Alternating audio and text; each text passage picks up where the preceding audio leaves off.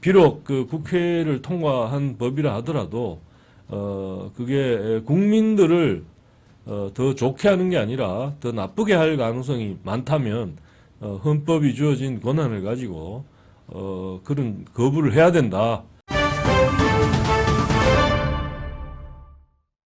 이제 상당한 기간 동안 지금 이제 뭐 총선에서 내년 총선에서 국민의힘 여당이 지금 뭐 그렇게 무조건 이기리라는 보장도 없습니다만은 어떻게 될지는 진짜 알 수 없는데 만약에 지금의 여당이 다수당이 된다면 뭐 그때는 좀 달라지겠습니다만은 상황이 지금은 야당이 이제 압도적인 거대 야당인데다가 더불어민주당이 자신들이 집권할 때는 좀 약간 그 조심하던 무슨 자기들 성향이랄까 이념 이런 거에 좀 맞다 하더라도 그것이 가져올 여러 문제들을 이렇게 지적을 하면 좀 조심해서 그런 것들은 입법을 추진하지 않고 정책으로 추진하지 않았다가 지금은 뭐 그런 것도 상관없이 마구 좀 입법 폭주라고 표현되듯이 그렇게 하고 있습니다. 그렇게 하고 있다 보니까 그런 대표적인 게 이제 양곡관리법이죠. 양곡관리법인데 여기 대해 갖고 윤석열 대통령이 처음으로 거부권을 행사했습니다. 그래서 국무회의에서 이걸 국회가 다시 제의해달라 그러면서 그걸 이제 국회로 다시 보냈는데 이제 물론 이제 제의가 되기는 다시 의결을 의논을 이제 3분의 2 이상 해야 또 이게 또 되는 그런 상황이라서 이게 그것까지 다시 제의가 되기까지는 어렵겠습니다만 어쨌든 야당은 거기에 대해 가지고 뭐 또 크게 반발하고 나섰는데요. 이게 아마도 그런 입법 폭주와 윤 대통령의 거부권 행사가 이제 한편으로는 좀 이렇게 많이 기다리고 있습니다. 여러 정책들이 예를 들면 여러분이 잘 이미 언론을 통해 가지고 잘 아시겠습니다만은 그게 세븐님이 AI는 바둑 외에도 다른 모든 영역에서도 최고의 전무자 행사를 할 겁니다. 예. 루카님 169석의 횡포가 이만저만입니다. 예, 예.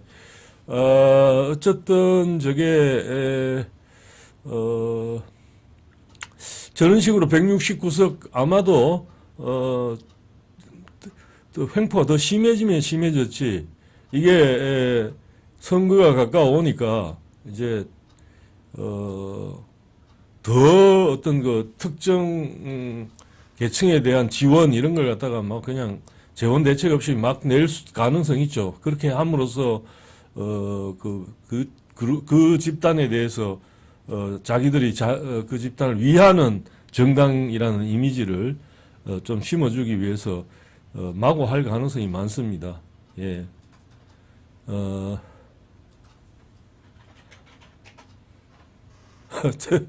꽃영감님, 황교안이 옳았다. 통진당도 깨버렸는데, 물땡이, 뭐 말씀하시네요. 예. 아무튼, 그래서, 세븐님이 또 김기현이 너무 약해요. 이런 이야기를 쓰셨네요. 그러니까, 과연, 여당이, 잘 부딪힐 수 있겠냐. 야당이 이렇게 하는데, 여당이 지금 최근에 여당이 하여튼 재보선에서도 좀 성적도 시원찮고 뭐 이렇다 보니까 그거 더하기 또 공천이라든가 이제 이런데 신경을 안 쓸 수 없고 그거야. 그런데 좀 지금 169석 그 타령만 하지 말고 해봐야 안 된다 이게 아니라 비록 적은 숫자가 작다 하더라도 우리 경제를 위해서나 여러 가지를 위해서 반드시 필요한 어떤 그런 것들에 대해서 적극적으로 법안도 내고 반대되는, 그러니까 포퓰리즘에 반대되는 뭔가 좀 활동을 좀 해야 된다는 목소리도 상당히 강합니다. 그러니까 숫자의 문제가 아니라 열의도 그렇게 보이지 않는다는 이야기가 있는데, 하여튼 뭐 국민의힘 김기현 대표를 비롯해서 좀 분발해야 될 것 같습니다. 아, 예, 루카님 30석 줄이자는데 허공의 메아리다. 어쨌든 뭐 그게 진정성 있게 그냥 던져보는 말이 아니라 정말 한번 추진을 해본다면 찬성이라는 그런 이야기들이 많이 있긴 한데, 과연 뭐 어떻게 될지. 거공의 메아리라고 쓰셨네요. 루카님은. 아무튼 예, 그렇습니다. 예. 그래서 거부권을 이렇게 행사하는 거는 뭐 한편으로는 그 국회가 어떤 의결을 했다 하더라도 이게 절차적으로 좀 제대로 안 했으면 절차를 제대로 밟게 하는 방법의 하나로 거부권을 행사할 수도 있을 거고, 그게 아니고 내용적으로 이게 국민들한테 도움이 되는 게 아니라 장기적으로 오히려 나빠질 것 같으면 그걸 이제 거부권을 행사할 수 있는 거죠. 그게 사실은 헌법이 대통령한테 할 수 있도록 마련해 준 거니까, 그게 판단 기준은 결국은 이 법이 통과됐을 때 이게 국민들의 삶을 더 낫게 할 것인가 말 것인가, 이 차원에서 생각하면 될 거고, 윤 대통령 이게 전형적인 포퓰리즘 입법이다, 한마디로. 그래서 제의해달라 이렇게 보낸 거죠. 다시 거부권을 행사했는데 이게 뭐 너무나 어렵지 않은 경제 원론적인 이야기라서 쌀이 남아 도는데 그 남아 돌기 때문에 가격이 이제 떨어지죠. 근데 그걸 갖다가 더 사줌으로써 전량 정부가 사줌으로써 그 가격이 더 떨어지는 걸 갖다가 막아주고, 그렇게 하면 어떻게 됩니까? 그렇게 되면 쌀 경작을 하는 입장에서는 또 사주니까 또 앞으로도 계속 쌀이 남아 돌든 어쨌든 더 많이 생산하게 되고, 그렇게 되면 결국 소비자들이 소비하고자 하는 양보다 훨씬 더 많은 과잉 생산되는, 쌀은 과잉 생산되고, 그렇게 되면 소비자들이 지금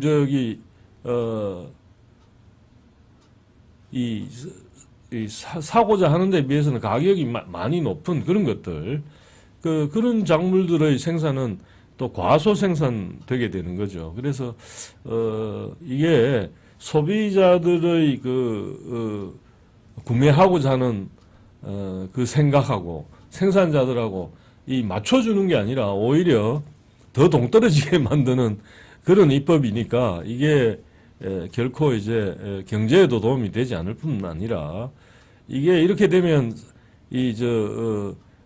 전문가들의 의견에 의하면 이런 남는 쌀이 이렇게 있는 한 그 쌀 가격이 하향, 그러니까 계속 떨어지는 압력을 받기 때문에 쌀 생산 농가 입장에서도 그렇게 바람직하지 않다. 이게 이제 전문가들의 이야기입니다.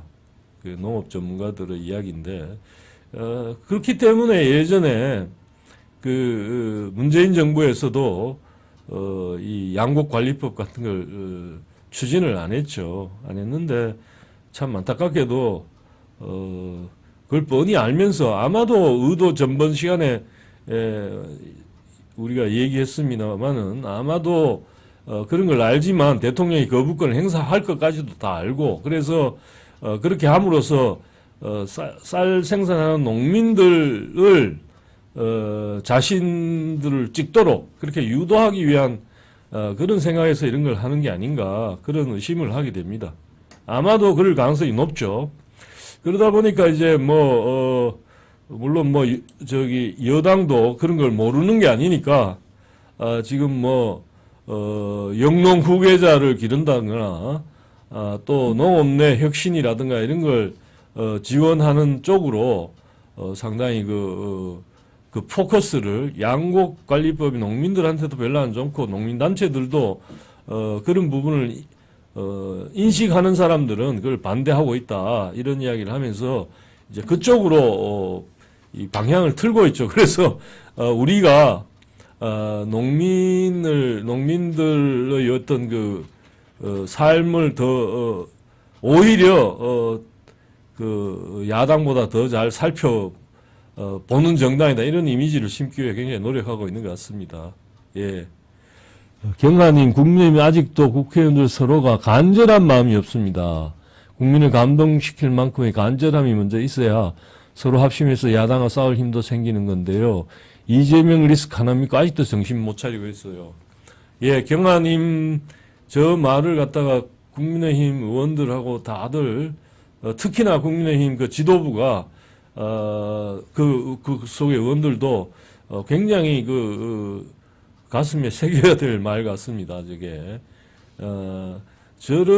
그러니까 사람들이 간절하게 뭔가를 해야 국민들도 진정성을 이렇게 느끼고 따르고 공감하는다 그러죠. 예를 들어서 누군가가 말을 할 때 그 말에 힘이 실리는 이유는 공감을 주기 때문인데, 그러니까 아까 30명 줄인다는 이야기도 공한 메아리라고 표현을 하시는데, 그렇게 되는 이유 가운데 하나가 저 사람들 그냥 하는 소리야. 그냥 던지는 거지. 저게 진정으로 저걸 줄이려고 하는, 그게 얼마나 30명 줄이는 게 얼마나 어려운 일인데, 더군다나 30명 줄이면 지역구 조정도 해야 되지, 사람들 또 있던 있던 그 국회의원들도 자리를 내놔야 되고 그런 상황인데, 그걸 정말로 저렇게 추진할 생각일까? 이런 진정성을 못 느끼니까 간절하게 그걸 하는 게 아니라서 그런 거 아닌가 싶습니다. 박경련님, 박사님, 나라도 더 잘 살고 농민들 더 나은 쪽으로가 어떤 쪽인지 좋은 쪽으로만 열었으면 좋겠군요. 네, 예, 그렇습니다. 일단은 우리가 더 좋은 쪽이란 걸 판단하기는 쉽지 않지만 어떤 게 더 좋게 될지 안 될지, 그러나 양곡관리법 같은 것들이 이 쌀을 과잉 생산시키고 그 다음에 정작 필요한 작물들 그런 것들은 또 과소 생산하게 만들어서 농민이든 소비자든 그게 저걸 하는 데만 1조 원 이상의 돈이 든다는데, 쌀 하는데 그거 다 소비자들 호주머니에서 나와야 되고, 또 더 높은 쌀값을 지불해야 되고, 또 농민들은 또 다른 작물이라든가 이런 것들을 저기에 안주해가지고 소비자들한테 더 맞는 그런 걸 생산하기 위해서 노력하는 게 아니라 저기에 안주하게 되고, 그래서 결과적으로는 농민들한테도 좋을 게 별로 없는 그런 게 되다 보니까 전주 보선 때 보니 국힘당 기가 막힙니다. 울산에도 루카님, 예. 안 그래도 웬만하면 저 이야기를 오늘 웬만하면 다른 경제 쪽 하려고 했는데 루카님이 말을 꺼내셨네요. 예, 저런 걸 보면 너무 이재명 리스크, 야당이 힘을 못 쓰고 있는 그것 때문에 거기에 매달려 가지고 다른 노력들을 그것만 기대해서 안 하고 있다. 이 말이 어떤 면에서는 저 결과가 한편으로는 좀 보여주는 게 아닌가 싶습니다. 예. 비록 국회를 통과한 법이라 하더라도 그게 국민들을 더 좋게 하는 게 아니라 더 나쁘게 할 가능성이 많다면 헌법이 주어진 권한을 가지고 그런 거부를 해야 된다. 그래서 윤 대통령의 포퓰리즘 위법 거부를 환영한다는 사설을 썼습니다. 예. 자, 그러나 여전히 이게 그냥 그치는 게 아니라 끊임없이 또 이제 선거 앞두고 또 이런저런 제안이 나오는데, 그런 대표적인 것 가운데 하나가 기본 대출 기본 시리즈 그래가지고 이재명 더불어민주당 대표 또 1,000만 원 아주 저리로 오랫동안 그렇게 할 수 있게 하는 이게 뭐 예산만, 필요한 예산만 한 129조인가, 하여튼 뭐 엄청나게, 130조 가까운 돈이 필요하다 그러는데, 이걸, 어떤 식으로, 하겠다는 건지 참 그냥, 이게 사람들, 한 사람한테는 1,000만 원이 뭐 일부 사람들한테는 굉장히 큰 돈이겠지만, 이걸로 1,000만 원 있다고 해갖고 말하자면 개인 지금 어려운 상황에 처해 있는 사람들이 그걸 확 뚫고 다 나갈 정도의 큰 돈도 아닌데 130조 원이나 되는 돈을 이렇게 써가지고 뭐 도대체 어떻게 하자는 건 잘 모르겠습니다. 그래서 이런 이야기는 조금 자제했으면 좋겠는데 또 이것뿐만이 아니라 물론 야당이 포퓰리즘적인 걸 던지는 데는 이골이 나 있어 국민들이 익히 잘 알지만, 여당도 지금 전기요금, 가스요금 이 부분을 다시 좀 생각할 필요가 있다. 이걸 자꾸 억제만 하려고 하는데, 이게 지금 이제 당장 그게, 한전이나 가스공사나 이런 데서 그걸 갖다가 전기를 사오는 것보다 파는 가격이 더 낮아지면 그러면 그만큼 적자가 쌓이고, 그러면 그럼에도 불구하고 이게 돌아가야 되니까 채권을 발행을 한전채니 이게 계속 해야 되는데, 그렇게 하는 순간 또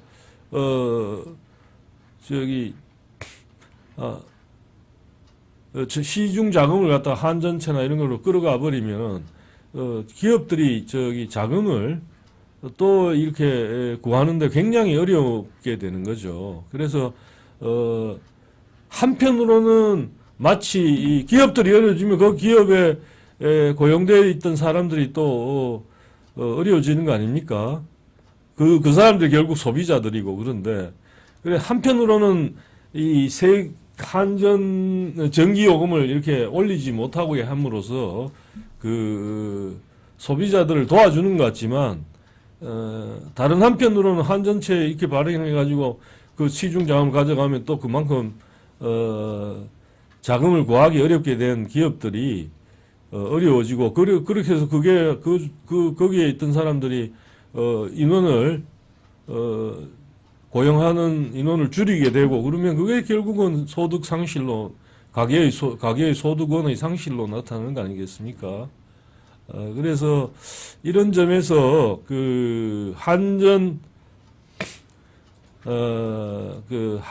전기요금이나 가스요금을 갖다가 인상을 억제하는 것만이 능사가 아니기 때문에 충분히 국민들한테 어렵겠지만 이런 문제들이 있습니다. 그래서 고민 끝에 얼마씩 올리기로 했습니다. 이런 식으로 설득을 하는 이야기를 해야지. 안 그러고 계속 이렇게 하면 오히려 더 어려워질 수 있습니다. 이렇게 그랬으면 좋겠어요. 이건 제 생각입니다만은 선거를 앞두고 되도록 이게 누르고 싶은 그런 생각이 없지 않겠지만, 이런 점들을 적극적으로 알리고, 우리는 말하자면 실제로는 이렇게 부담이 가는 그런 건데도 불구하고 겉으로만 괜찮은 듯하는 그런 걸 하기보다는 정말 당장 허리띠를 졸라매야 되는 내용이 있으면 그걸 여러분한테 알려드리고, 그래서 그걸 같이 이겨나가다 우리도 허리띠를 매면서 하겠다 이런 식으로 가는 게 좋지 않겠나 그런 생각이 듭니다. 그러니까 이것도 일종의 포퓰리즘이라는 거죠. 그래서 아시아 투데이도 정치권 총선 겨냥한 포퓰리즘 경쟁 자제하라, 그런 사설을 하나 썼습니다. 그래서 아무튼 이게 선거라는 게 참 이 어느 나라 할 것 없이 선거제도라는 게 민주주의의 꽃이니 혹은 민주주의가 이전의 제도로부터 이렇게 더 좋은 제도인 것처럼 얘기를 하는데, 근데 1인 1표로 하는 이 선거는 결국은 유권자들, 그 다음에 거기 참여하는 피선거 그러니까 이 공직을 맡겠다는 사람들이 또 어떤 생각을 갖고 있고 또 어떻게 설득하고 뭐 이런 것들에 따라서는 굉장히 그 경제를 자칫 그 경제뿐만 아니라 뭐 여러 가지들을 망치게 할 소지가 다분하기 때문에 그래서 그걸 좀 이 선거만 많거나 사람만 많이 뽑고 그렇게 한다고 해가지고 민주주의가 잘 되는 거는 아닌 것 같다는 생각이 듭니다.